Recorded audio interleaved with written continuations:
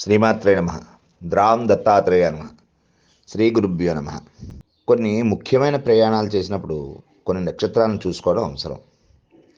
అటువంటి ప్రయాణానికి తగినటువంటి నక్షత్రాల్లో అశ్వని, మృగశర, పునర్వసు, పుష్యమి, హస్త, అనురాధ, శ్రవణము, మూల, ధనిష్ట, రేవతి ఈ నక్షత్రములు అన్ని రకమైనటువంటి యాత్రలు చేయడానికి ప్రశస్తంగా శుభప్రదంగా ఉంటాయి.